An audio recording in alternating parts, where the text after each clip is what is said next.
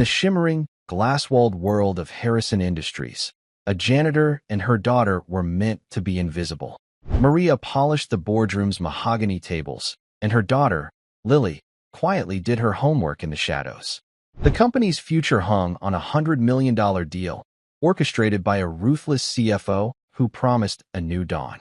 But while the powerful men in the room saw only the dazzling charts, Lily, a 10-year-old math prodigy, saw a lie. She spotted a pretending pattern in the complex financial formula, a subtle flaw that would, over time, destroy everything. The CEO was about to sign the company's death warrant, never suspecting that the quiet child in the corner was about to speak the 5 words that would save them all. That's the wrong formula.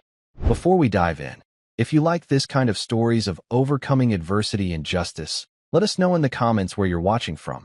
We love seeing how far these stories reach. Now let's jump back in. Enjoy the story.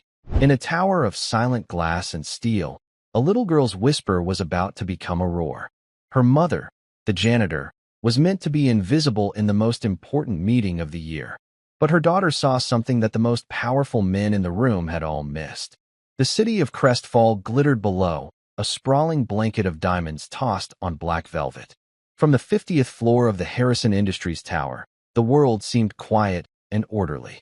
Up here, in the boardroom, the air itself felt expensive. It was heavy with the scent of polished mahogany, old leather, and the unspoken pressure of $100 million. Maria adjusted the strap of her worn utility cart, its gentle squeak the only sound that didn't belong. She was a ghost in this world of titans. Her uniform, a crisp but simple blue, was a cloak of invisibility. She moved along the edges of the grand room, her cloth whispering against the vast table, her presence acknowledged by no one. It was her job to erase any trace of human imperfection, a fingerprint on the glass, a stray crumb on the carpet, before the final signatures were placed on the deal that would either save the company or shatter it. Tucked away in a small alcove near the service entrance, sitting on an overturned bucket, was her daughter, Lily. At 10 years old, Lily was a child of shadows and silence. Her world was one of waiting for her mother to finish mopping hallways that echoed with the ghosts of departed executives. She had a worn textbook balanced on her knees and a pencil in her hand. Her dark hair fell over her face, hiding her intense concentration. Tonight was unusual. Mr. Henderson, the CEO's stern but fair chief of staff, had specifically requested Maria for a final, discreet touch-up of the boardroom just before the partners from a European conglomerate arrived. He'd looked past Maria, not at her, and said, "We need the room to be pristine, Maria. Absolutely perfect. You'll stay until the meeting starts, then leave through the service exit. No one should even know you were here." Maria had nodded, her heart sinking. It meant Lily would have to wait with her. The babysitter was for her normal shift, not these sudden, late-night summons. So Lily came along, a small, silent partner in her mother's nightly toil. She knew the rules: stay quiet, stay small, and never, ever touch anything. Lily wasn't reading a storybook. She was working through a high school algebra problem set she'd found online. Numbers were her friends. They were logical and true. Unlike the shifting glances and hushed, sharp-edged words of the adults in this building, numbers never lied. Her pencil scratched faintly on the page, a tiny, industrious sound in the vast, waiting silence. Her mother worked with a quiet grace, her movements economical and sure. Maria loved her daughter with a fierceness that was the engine of her life. Every floor she scrubbed, every trash can she emptied, was a step toward a future where Lily wouldn't have to live in the shadows. She wanted Lily to sit at a table like this one day, not to clean it. She'd glance over at her daughter, a small, fierce smile touching her lips. Lily was brilliant. Her teachers said so, with a tone of surprise that always stung Maria. A janitor's daughter, a prodigy. It seemed to them a contradiction. To Maria, it was just Lily. The heavy doors to the boardroom swung open. Mr. Harrison entered first. Arthur Harrison was a man who looked like he'd been carved from the same granite as the building itself. His hair was silver, his shoulders were broad, and his eyes, though tired, missed nothing. He had built this company from a garage startup into a global powerhouse. Now, he looked like a king defending his castle from a siege. He carried the weight of his legacy, and tonight, that weight was crushing. Following him was a younger, sharper man. This was Julian Thorne, the chief financial officer. Thorne moved like a panther, all sleek confidence and predatory grace. His suit was impossibly sharp, his smile a flash of white that never quite reached his eyes. He exuded an aura of modern, ruthless efficiency. He was the architect of this deal, the man who promised a new dawn for Harrison Industries. Thorne never looked at Maria. To him, she was part of the furniture, and furniture does not require acknowledgement. Mr. Harrison, however, paused. He saw Maria, then his eyes flickered to the alcove and saw Lily. A brief, almost imperceptible frown creased his forehead, not of anger, but of something else. Concern, perhaps. Maria, he said, his voice a low rumble. I wasn't aware you were still here. Maria's hands froze on her cart. She felt a hot flush of shame. I'm sorry, sir. Mr. Henderson asked me to make sure everything was perfect. I'm just leaving. And your daughter? Harrison's gaze was soft as it rested on Lily. Lily had looked up, her eyes wide like a startled deer. She clutched her textbook to her chest. I had no one to watch her, sir. She is very quiet. She will not be a bother, Maria said, her voice barely a whisper. She was terrified. A single complaint could cost her this job, the one that kept a roof over their heads. Thorne let out a quiet, impatient sigh. Arthur, the delegation from Zurich will be here any minute. Can we deal with domestic matters later? The word domestic was laced with a fine, sharp contempt. Mr. Harrison held up a hand, his eyes still on the small girl. He gave a slight, weary smile. It's all right, Maria. Just be gone before they arrive. He then turned, all business again, and strode to the head of the table. Maria grabbed Lily's hand. Come, mija. Now. Her grip was tight with fear. She began to hurry Lily toward the service door, her heart pounding a frantic rhythm against her ribs. But just as they reached the door, it swung inward. A group of men in dark, severe suits entered, speaking in clipped German. The Zurich delegation had arrived early. Maria and Lily were trapped. There was no way to cross the room to the main hallway without making a scene. Mr. Henderson, the chief of staff, materialized and shot Maria a look of pure fury. He subtly, almost invisibly, pointed back toward the alcove. Stay there. Don't move. Don't breathe. Maria's blood ran cold. She pulled Lily back into the shadows of the alcove, her body shielding her daughters. They were caught. Now, all they could do was wait and pray to remain invisible. The meeting was starting, and they were prisoners in the room where it all happened. Julian Thorne began his presentation. His voice was smooth, hypnotic. He stood before a massive screen that glowed with charts, graphs, and projections. Numbers flew across the display, billions in revenue, projected growth rates, market synergy. It was a language of power, designed to impress and overwhelm. And here, Thorne said, pointing to a particularly complex slide, is the core of the valuation model. It's a proprietary algorithm we've developed, accounting for dynamic amortization and future-proofed asset allocation. It's the key to the entire $100 million synergy we project in the first 3 years. The men from Zurich nodded, their faces grim and unreadable. Mr. Harrison leaned forward, his hands steepled, his brow furrowed in concentration. He was staking the company his father had started, the company he had built, on the truth of those numbers. In the alcove, Lily had instinctively shrunk behind her mother, but her eyes were fixed on the screen. She wasn't looking at the dazzling graphics or the big, bold totals. She was looking at the long string of variables and symbols at the bottom of the screen, the formula Thorne was so proud of. It was elegant and complex. It looked like something from one of her advanced textbooks. She saw variables for principal, for interest rates, for time, for compounding periods. But she also saw something else. Something small. Something that felt wrong. She squinted, her mind racing. It was similar to a compound growth problem she had been working on just an hour ago, but with an extra variable, a little delta symbol she didn't recognize, tucked deep inside a nested parenthesis. It seemed to be a kind of discount factor, but its placement in the equation was strange. Instead of reducing the final value in a transparent way, it was woven into the compounding calculation itself. Her brow furrowed. She mouthed the equation to herself, tracing the flow of the calculation.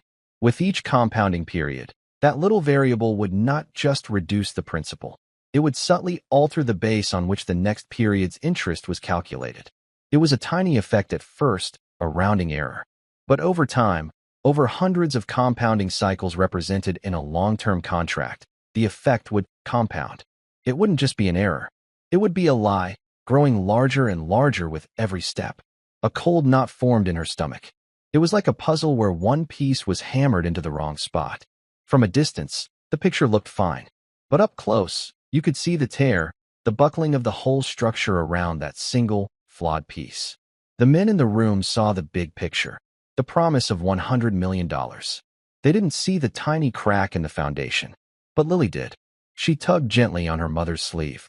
Maria was statue still, her eyes fixed forward, praying for the floor to swallow them. She gently squeezed Lily's hand, a signal to be quiet. "Mama," Lily whispered, her voice so soft it was barely a breath. "Sure, mija." Not a sound. Maria breathed back, not looking down. "Mama." "The math," Lily insisted, her whisper a little more urgent. "On the screen. It's wrong." Maria's entire world screeched to a halt. For a moment, she thought she had misheard. She looked down at her daughter. Lily's face was pale, her eyes wide and serious, fixed on the glowing screen. There was no childish fantasy in her gaze. There was only a terrifying certainty. "What are you talking about?" Maria whispered, her voice tight with panic. "Lily, this is not a game. Be quiet." "It's the formula," Lily breathed, pointing a small, trembling finger. "The one for the valuation. He says it shows growth, but it hides something. It makes the debt look smaller over time. It's the wrong formula." Maria stared from her daughter's earnest face to the screen filled with incomprehensible symbols. Julian Thorne was talking about global markets and risk mitigation. The German bankers were starting to nod, a flicker of agreement in their stern expressions. They were being convinced. They were walking towards a cliff and smiling about the view. And her daughter, her quiet, brilliant little girl who lived on the edges of this world, was telling her it was all a lie. Maria was faced with an impossible choice. To stay silent was to obey every rule she had ever been taught, to protect her job, to keep her and her daughter safe in their small, fragile life. To speak was to invite disaster. She was a janitor. Her word meant less than nothing in this room. They would laugh at her. They would fire her. They might even have her arrested for disrupting a meeting of this magnitude. But then she looked into Lily's eyes. She saw the absolute conviction there.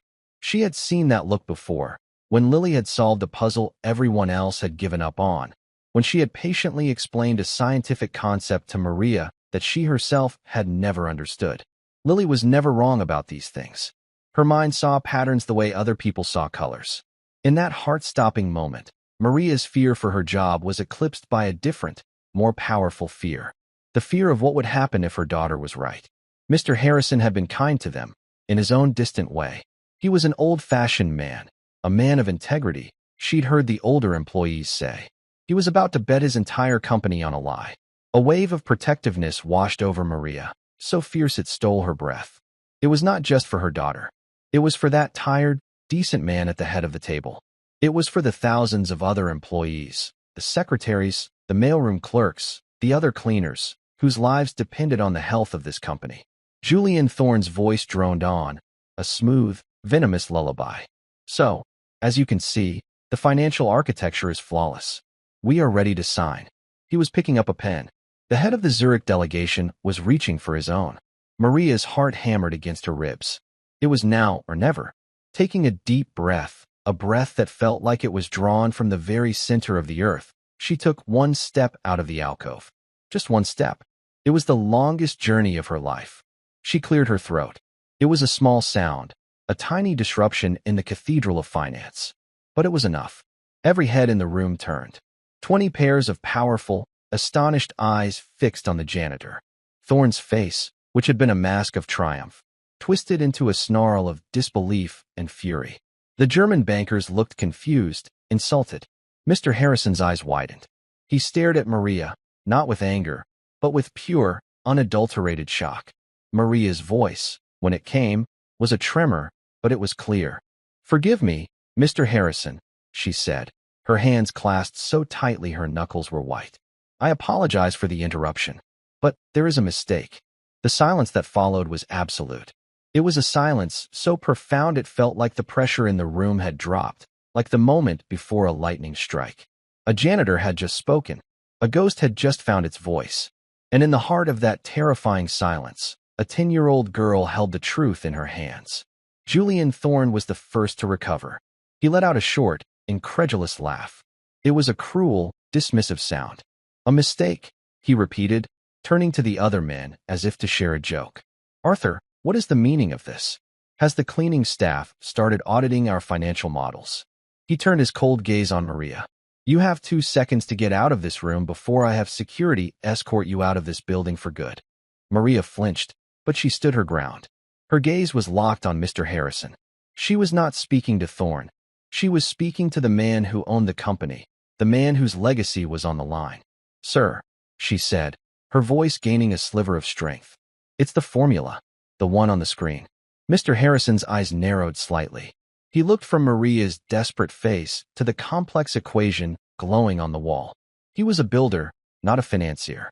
He understood concrete and steel, supply chains and labor. He relied on men like Thorne to navigate the treacherous waters of high finance. But he also had an uncanny instinct for people, a gut feeling that had saved him more than once. And right now, his gut was screaming at him. What about the formula, Maria? He asked, his voice calm and even, cutting through Thorne's rising anger. Arthur, this is insane. Thorne snapped, taking a step forward. We are in the middle of closing a $100 million deal. You cannot possibly be entertaining this nonsense. Be quiet, Julian, Harrison said, his voice dropping an octave. He didn't shout, but the command had the force of a physical blow. Thorne froze, his mouth snapping shut, a muscle twitching in his jaw. Harrison's attention was fully on Maria now. The world seemed to shrink until it was just the 3 of them. The king, the janitor, and the furious courtier. Explain, he said simply. Maria's throat was dry. She didn't understand the formula. How could she explain it? She looked back toward the alcove, a silent plea in her eyes. Lily, seeing her mother's distress, took a hesitant step forward, clutching her textbook like a shield. All eyes in the room, baffled and irritated, shifted to the little girl in the simple dress. Mr. Harrison's expression softened almost imperceptibly. Is this your daughter? Maria nodded, her heart a cold stone in her chest. Yes, sir. This is Lily. Lily, Mr. Harrison said, his voice gentle. Did you see something? Lily swallowed hard, her small frame trembling under the weight of so many stares. But when she looked at the formula on the screen, a strange sort of calm settled over her. The numbers were her friends. They would not betray her. She pointed with a small, steady finger. There, she whispered, her voice barely audible in the huge room. Speak up, child, Harrison encouraged. Lily took a breath. The variable, she said, her voice a little stronger. The delta. It's in the wrong place in the compounding term. It's not a simple discount. It's an exponential decay function hidden inside a growth function. A wave of murmurs went through the Zurich delegation. One of the younger men pushed his glasses up his nose and stared intently at the screen. Thorne scoffed, recovering his composure. Exponential decay? What is this, a high school science fair? This is a proprietary valuation metric. It's a stress test variable meant to project resilience in a volatile market. It's far too complex for a child to understand. But Mr. Harrison was watching the younger banker from Zurich, who was now muttering to his superior in rapid German, pointing at the screen. The confidence on the faces of the delegation was beginning to evaporate, replaced by a cautious, professional skepticism. Lily, Mr. Harrison said, his voice holding a new note of urgency. Can you explain it to me? Use simple words. Lily looked at her mother, who gave her a tiny, almost invisible nod of encouragement. That was all she needed. She took a few steps forward, standing in the center of the vast carpet, a tiny figure in a forest of giants. Imagine you have $100, she began, her voice clear and steady. And you get 10% interest every year. After 1 year, you have $110. Simple. She paused, making sure he was following. Mr. Harrison nodded slowly. Now, the formula on the screen does that, she continued. But it also has a secret rule. The delta, the little triangle. It says that every year, before you calculate the interest, the bank secretly pretends your money is worth a little bit less. So in year 2, they don't calculate 10% of 110. They calculate it on, say, 109. And the next year, it's not based on the new total. It's based on that total, but with another little bit taken away first. She looked at the screen again. It's a very small bit. So for the first few years, you don't notice. The total still goes up, but it's going up slower than you think. And over many years, the difference between what you think you have and what you really have gets bigger and bigger and bigger. The formula is designed to make a decaying asset look like it's still growing strong. It hides a weakness. It tells a lie that gets worse over time. Silence. The simple, clear explanation landed in the room with the force of a thunderclap. Lily had taken a concept buried in complex jargon and laid it bare for everyone to see. She had translated the lie. The head of the Zurich delegation, a stern, older man named Mr. Richter, stood up. He spoke in heavily accented but precise English. "Mr. Harrison, my analyst has just confirmed the child's hypothesis. The placement of this stress test variable is highly unorthodox. It systematically undervalues the compounding debt load of the assets in question while inflating the projected revenue stream. Over the 10-year term of this agreement, the discrepancy would not be a rounding error. It would be catastrophic." He looked at Thorne with eyes like chips of ice. "This is not a financial model. It is a work of fiction." Julian Thorne's face went white. The mask of smooth confidence shattered, revealing a raw, desperate panic underneath. That's a gross misinterpretation. It's a standard hedge against market fluidity. "There is nothing standard about this, Mr. Thorne," Richter said coldly.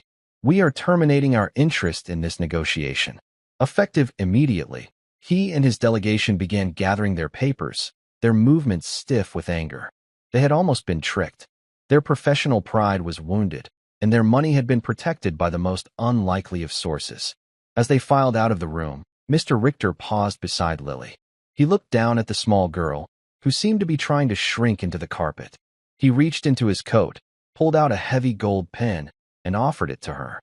"In my country," he said, his voice gruff but not unkind, "we reward clarity and truth. You have shown more of both than anyone else in this room today. Thank you." Lily looked at her mother, who was staring in stunned silence. Maria nodded, and Lily shyly took the pen. The delegation left.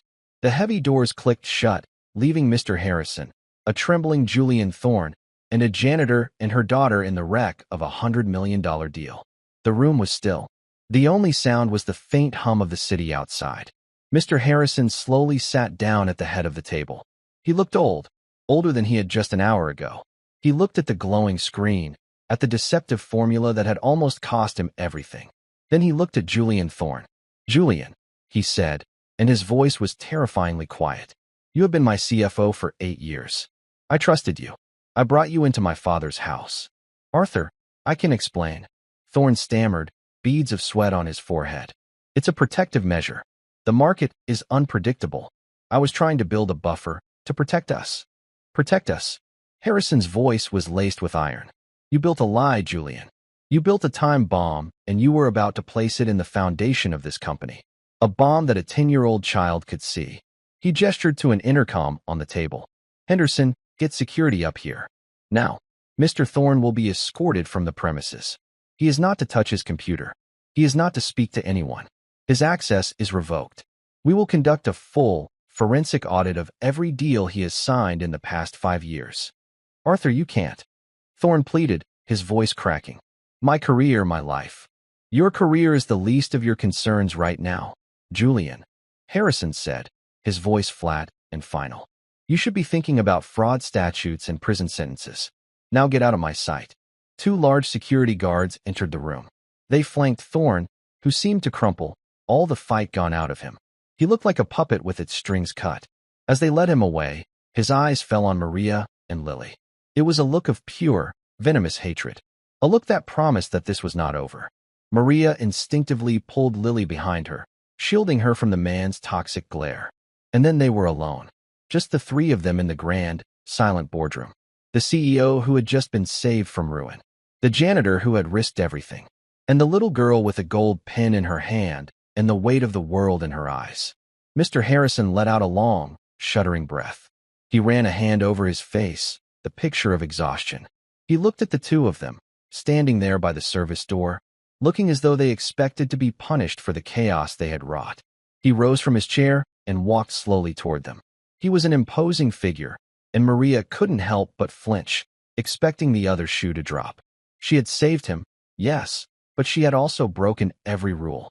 She had embarrassed him in front of business partners. The cost of her courage, she feared, would still be her job. Harrison stopped in front of them. He didn't look at Maria. He knelt down, so his eyes were level with Lily's. It was a gesture of respect that was so unexpected it made Maria's breath catch in her throat. "Lily," he said, his voice thick with an emotion she couldn't quite name. "What you did tonight. You have any idea what you just did?" Lily shook her head, her eyes wide. She clutched the heavy pen. "You saved more than a deal. You saved this company. You saved the jobs of 3,000 people. You saved me from being the worst kind of fool. The kind who is so blind he can't see the viper in his own house." He looked up at Maria, and for the first time, he truly saw her. He saw the exhaustion etched around her eyes, the strength in her jaw, the fierce, protective love she had for her daughter. He saw a woman of immense courage. "Maria," he said, his voice filled with a profound, humbling gratitude. "I have been walking past you in these hallways for years. I am ashamed to say I never truly saw you. I am so sorry." Tears welled in Maria's eyes. She had braced herself for anger, for dismissal. She had not been prepared for this. For kindness. For humility. "Sir, you only did the right thing," he finished for her. "When every man I pay millions of dollars to advise me either didn't see it or didn't want to see it, you and your daughter spoke the truth." He stood up, his gaze sweeping around the opulent room. "This room, this company, it's built on numbers. We live and die by them. But tonight, I was reminded that integrity, character, that's the real foundation. And it has nothing to do with the floor your office is on." He looked back at them. A new energy seemed to fill him, the weariness replaced by a steely resolve. "Things are going to change around here," he said, more to himself than to them. "Starting now, Maria, you and Lily are not going home yet. If you don't mind, I'd like you to join me in my office. I think we have a great deal more to discuss." As he led them out of the boardroom and down the quiet, carpeted hall toward the corner office, Maria held Lily's hand. The little girl's steps were light, almost skipping, but Maria's felt heavy, as if she were walking in a dream. She had entered this building as a ghost, a servant meant to be unseen. She was leaving the boardroom as something else entirely. She wasn't sure what it was yet, but she knew, with a certainty that settled deep in her bones, that the days of living in the shadows were over. Mr. Harrison's office was nothing like the boardroom. The boardroom was a place of war, cold and impersonal. His office was a place of history, warm and deeply personal. The walls were lined not with abstract art, but with framed black and white photographs of his father and grandfather standing proudly in front of rough-looking construction sites. There were dusty blueprints of the company's first factory under a sheet of glass on a side table. The scent of mahogany was replaced by the faint, comforting smell of old books and brewed coffee.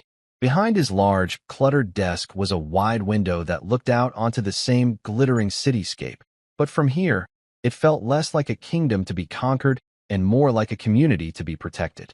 "Please," he said, gesturing to two soft leather chairs in front of his desk. "Sit down. Both of you." Maria hesitated. She had cleaned these very chairs 1,000 times. Always careful not to disturb the perfect arrangement of papers on the desk. To actually sit in one felt like a transgression. Lily, however, seemed less intimidated. She climbed into the chair, her small feet dangling far above the plush carpet, and looked around with open curiosity.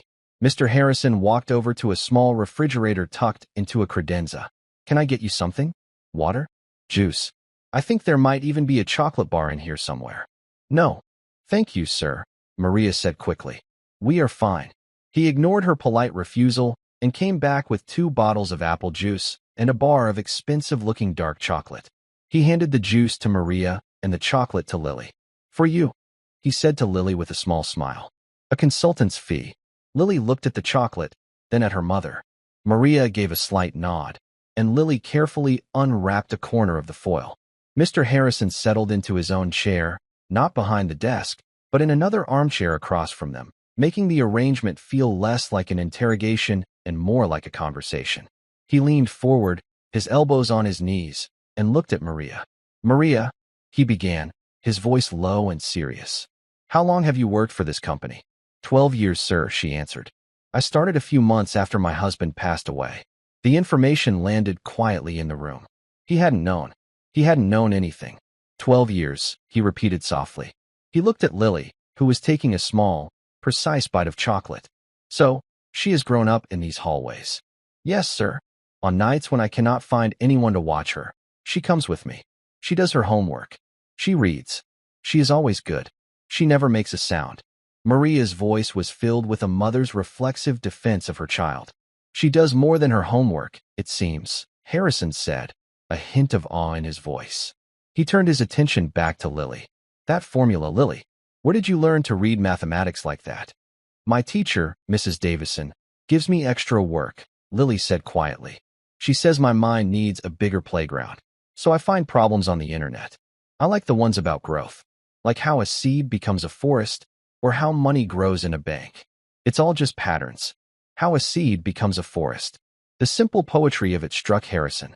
He had spent his life trying to grow a forest and had almost let a poisoner kill the roots.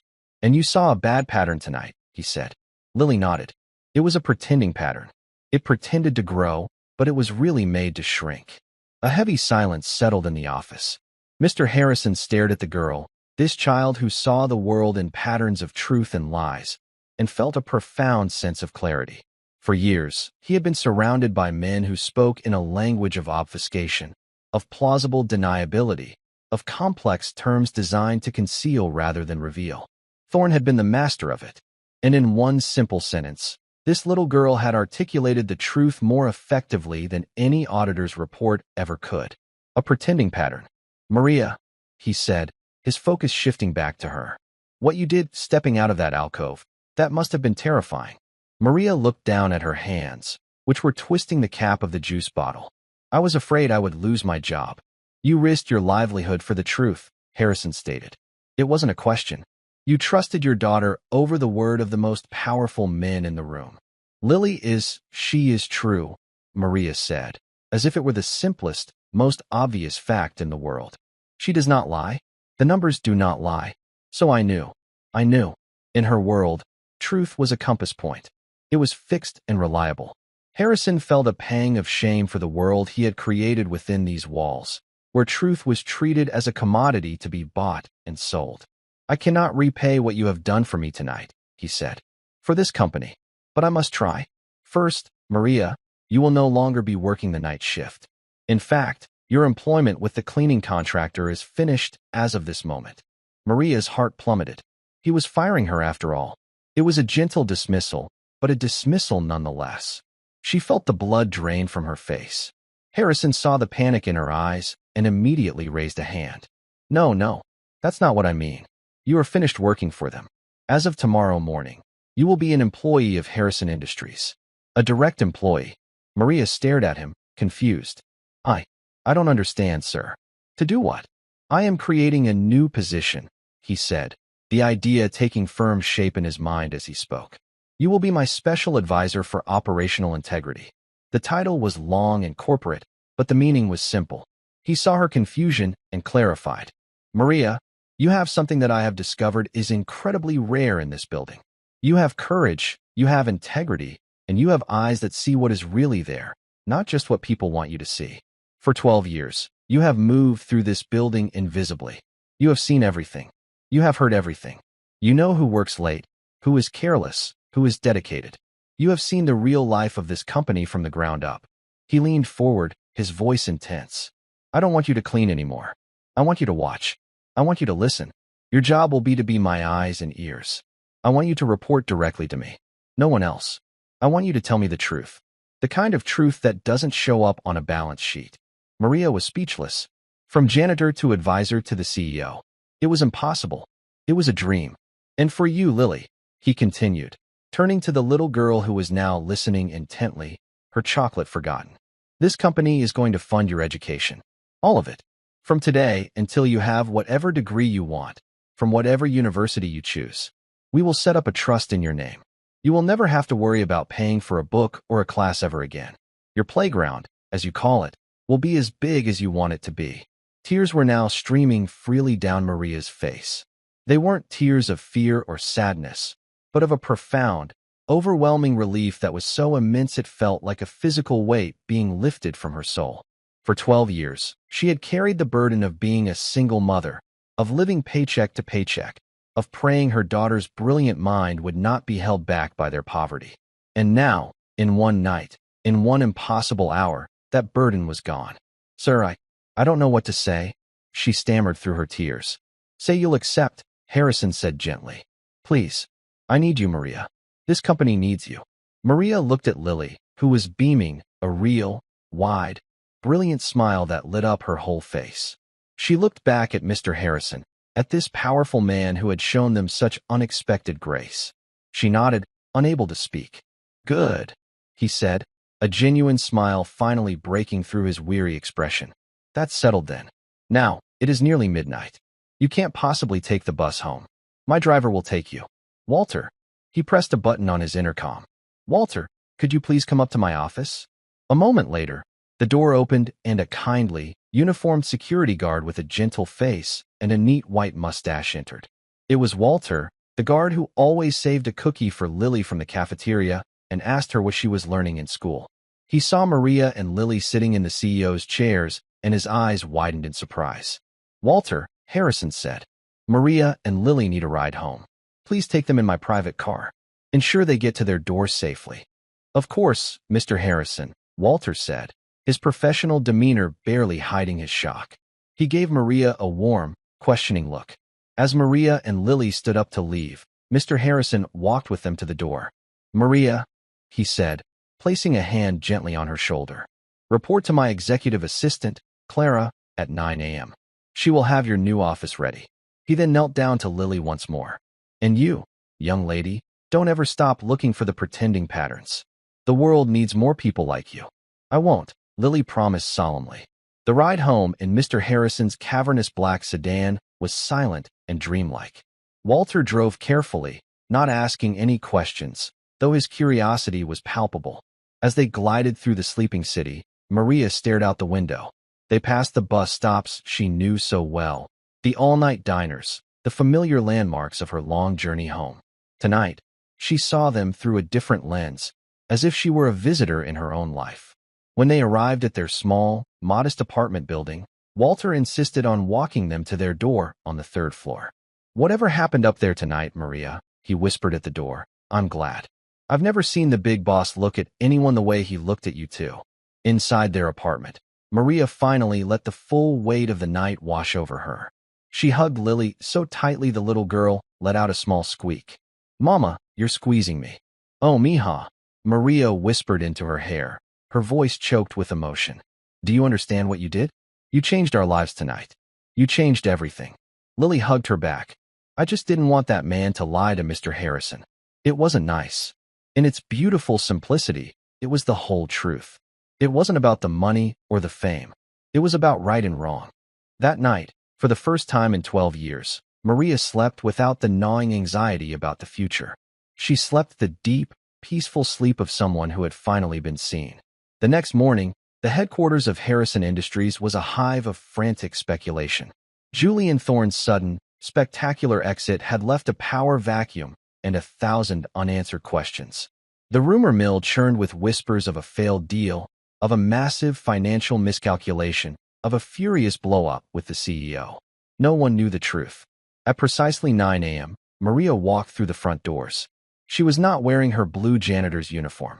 She had spent an hour that morning picking out her nicest dress, a simple but elegant navy blue one she'd worn only to church. Her hair was neatly tied back, and she walked with a newfound, hesitant confidence. The receptionist, a woman who had never given her more than a cursory nod, stared in open-mouthed confusion. "Can I help you?" "I'm here to see Clara, Mr. Harrison's assistant," Maria said, her voice steady. The woman's confusion deepened, but she dutifully buzzed the executive floor. "There's a Maria here to see you." A moment later, a sharp, impeccably dressed woman in her 50s came out of the elevator. This was Clara, the gatekeeper to Mr. Harrison, a woman known for her fierce efficiency and loyalty. "Maria," she asked, her expression neutral but questioning. Yes, Maria said. Right this way. Mr. Harrison is expecting you. Clara led her through the hushed executive suite to a small but pleasant office right next to Mr. Harrison's own. It had a desk, a computer, and a window with a stunning view of the city park. On the desk was a simple nameplate, Maria Flores, Special Advisor. Mr. Harrison is in an emergency board meeting, Clara explained, her tone softening with a hint of respect. She clearly knew what had happened. He asked me to get you settled. He said your first task is simply to observe. Meanwhile, in the boardroom, Arthur Harrison was facing the fight of his life. He had assembled the board of directors, a collection of grim-faced, wealthy men and women who cared more for the bottom line than for corporate morality. He told them everything. He told them about Thorne's deception, the flawed formula, the aborted deal. And he told them how it was discovered. Let me be clear, a stern-faced director named Bancroft interrupted. You are telling us you scuttled a $100 million deal, a deal that was supposed to be our salvation, based on the mathematical observation of a janitor's 10-year-old child? I am telling you, Harrison countered, his voice like flint, that a 10-year-old child saved this board, and this company, from committing an act of catastrophic fraud. The forensic accountants I brought in this morning have already confirmed it. Thorne's model was a fiction. The deal would have bankrupted us within 5 years. He let that sink in. The audit is just beginning, Harrison continued. But it's already clear that Julian Thorne's corruption runs deep. He has been cooking the books for years, using complex financial products to hide losses and inflate earnings. The company is not as healthy as we believed. We are, in fact, in serious trouble. The mood in the room shifted from skepticism to fear. What are you proposing, Arthur? Asked the director. I am proposing a new way forward, Harrison said, his eyes sweeping across the room. One based on transparency and truth. We are going to clean our own house. Every department, every contract, every balance sheet. And to help me do this, I have appointed a new advisor. He told them about Maria, her history with the company, her new role. Bancroft scoffed. An advisor? A janitor? Arthur, have you lost your mind? What could she possibly offer? She offers a perspective none of us have, Harrison shot back. She has seen this company from a vantage point of invisibility. She is unburdened by ambition or politics. Her only loyalty is to the truth. And right now, that makes her the most valuable person in this entire building. He had won them over for now, but he knew the road ahead would be long and difficult. The battle against Thorne was over, but the war to save the soul of his company had just begun. And his most unlikely general was a quiet, courageous woman who was, at that very moment, staring out her new office window, wondering where in the world she was supposed to begin. Maria's first few days were a strange and disorienting journey through a world she thought she knew. She walked the halls of Harrison Industries, but now she carried a notebook instead of a dust rag. People who had looked through her for years now stared at her, their expressions a mixture of curiosity, suspicion, and awe. The whispers followed her down the hallways. That's her. The janitor. The one who got Thorne fired. She started where she was most comfortable, in the quiet hours of the early morning and late night. She spoke to the security guards on the graveyard shift, the kitchen staff preparing for the breakfast rush, the maintenance crew in the boiler room. For the first time, someone from the 50th floor was asking them their names, asking for their opinions. At first, they were hesitant. They were used to being invisible, too. But Maria's quiet empathy was a key that unlocked their trust. She had been one of them. She understood. And so, the stories began to pour out. She learned of rampant waste in the marketing department, where thousands of dollars in high-end catering were ordered for meetings that were often canceled. She learned of a brilliant young programmer in IT who was on the verge of quitting because his manager consistently stole his ideas and presented them as his own. She discovered that the entire third-floor sales team was deeply demoralized, not because of their quotas, but because their heating and air conditioning had been broken for 6 months, and no one in facilities would take their complaints seriously. These were not the grand, billion-dollar deceptions of Julian Thorne. They were small betrayals. 1,000 tiny cuts that were slowly bleeding the company's morale dry. They were the pretending patterns Lily had spoken of, a culture that pretended to value its employees while treating them as disposable. Every evening, Maria would meet with Mr. Harrison. She wouldn't present data or charts. She would simply tell him what she had seen and heard. She told him about Walter, the night guard, who had figured out a way to reschedule the cleaning crews to save thousands on overtime, but had been told by his supervisor to just do your job. She told him about Sarah in the mailroom, a single mother who had a revolutionary idea for streamlining deliveries but had no one to tell it to. For Harrison, these sessions were a revelation and an agony. He was the captain of a ship, and he was only just now realizing how much of his crew had been suffering in silence, how much of his ship was riddled with rot he had never bothered to look for. The news about Julian Thorne, meanwhile, had hit the financial press. Thorne, cornered and furious, did not go quietly.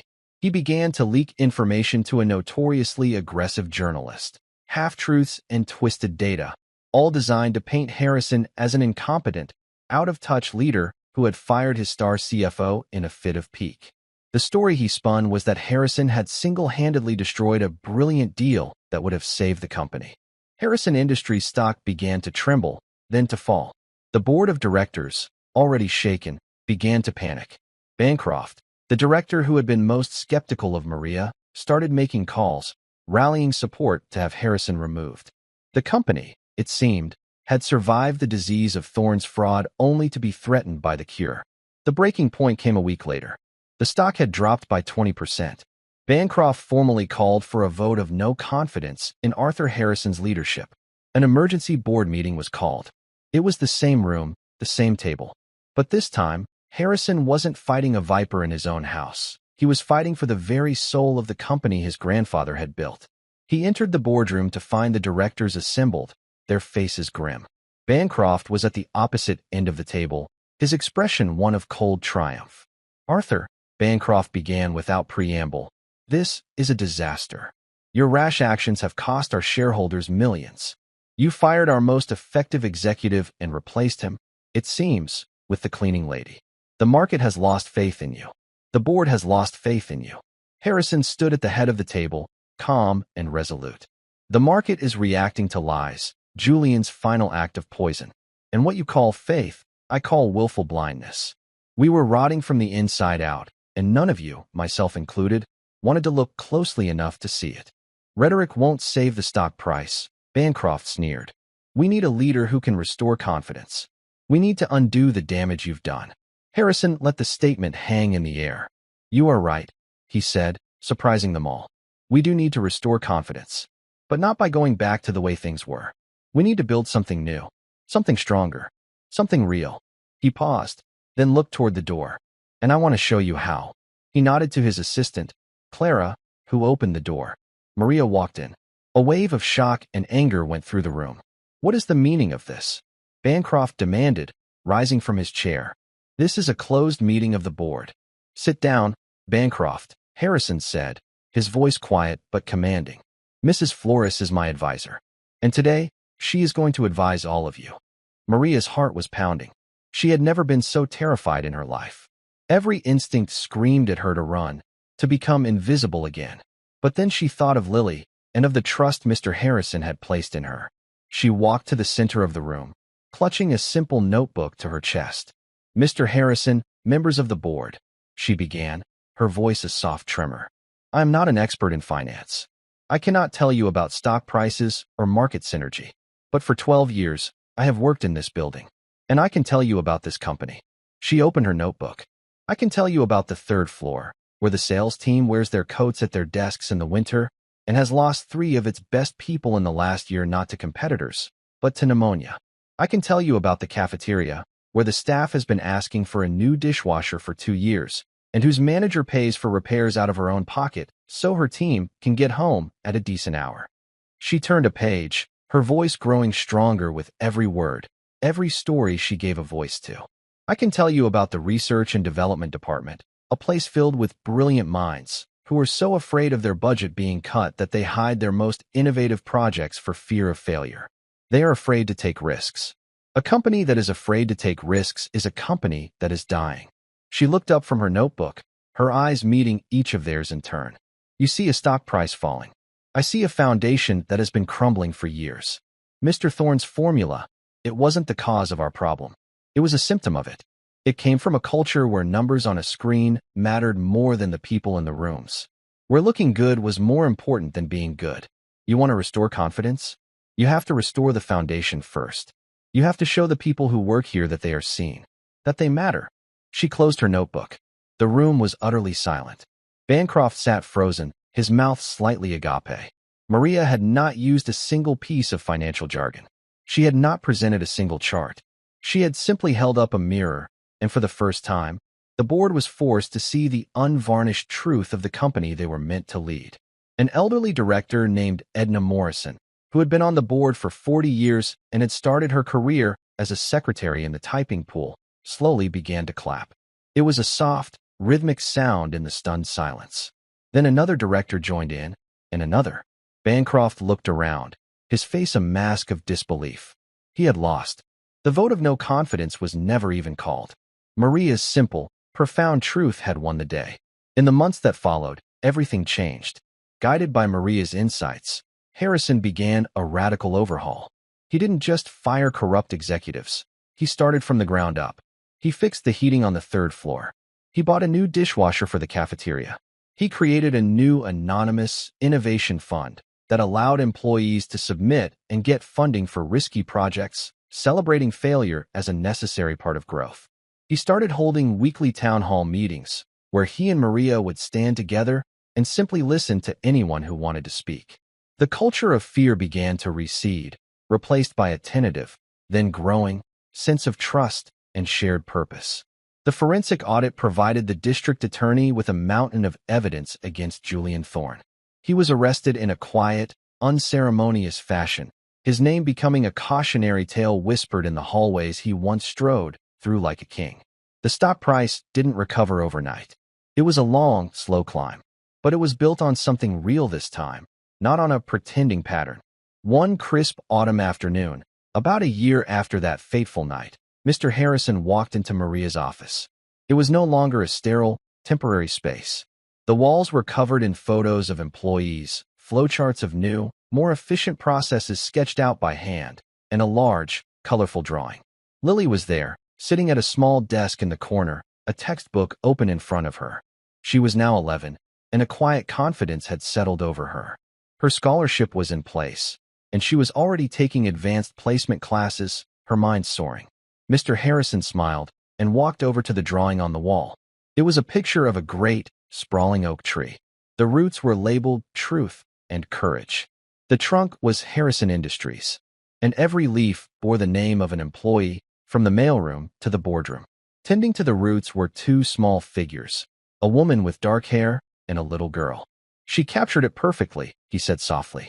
Maria came and stood beside him, looking at her daughter's drawing. She sees the patterns in things, Maria said with a proud smile. She does, Harrison agreed. And you, Maria, you taught us all how to see the people. I thought I was in the business of building things. Buildings, products, a legacy. He looked out the window at the city below. But I was wrong. We're in the business of people. That's the only formula that really matters in the end. Maria looked at her daughter, so focused and full of limitless potential. She looked at this good, decent man who had been humble enough to listen to a whisper from the shadows. And she looked at the company, her company, that had been saved not by power or by money, but by a mother's faith and a child's brave, quiet truth. The foundation was strong again, and this time, it was built to last. Thank you for following this story. If you enjoyed it, please subscribe and share your thoughts below. Where are you watching from? Let us know in the comments. Stay tuned for more immersive stories.